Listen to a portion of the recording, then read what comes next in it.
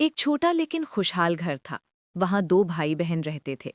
बड़ी बहन सुनीता, उम्र 14, और छोटा भाई रोहन, उम्र 7।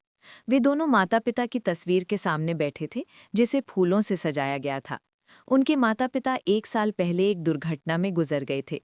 सुनीता, जिसकी आंखों में बड़ी ही कोमलता और जिम्मेदारी झलकती थी, रोहन को खाना खिला रही थी।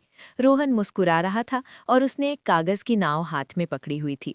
सुनीता उसे समझा रही थी, भले ही माँ पापा हमारे साथ नहीं हैं, लेकिन मैं हमेशा तुम्हारा ख्याल रखूंगी। उनकी ये यादें आज भी बहुत ताज़ी थीं।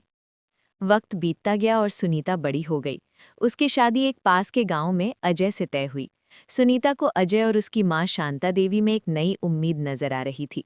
सुनीता दुल्हन के जोड़े में सजी हुई, अजय का हाथ थामे अपनी ससुराल की दहलीज पर खड़ी थी। शांता देवी ने एक भारी कीमती साड़ी पहनी हुई थी और उसके चेहरे पर एक अलग ही घमंड झलक रहा था। रोहन, जो अब एक समझदार लड़का बन चुका था, एक कोने में खड़ा था और उसकी आंखों में आंसू थे। सुनीता ने उसे गले लगाया और कहा, घबराना नहीं रोहन, मैं यहाँ बहुत खुश रहूंगी।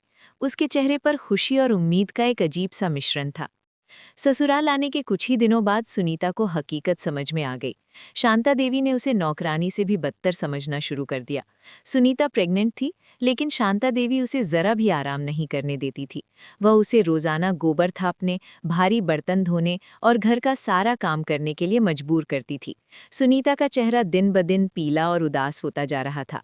जब भी अजय काम से घर लौटता, शांता देवी उसे सुनीता के खिलाफ भड़काती रहती थी।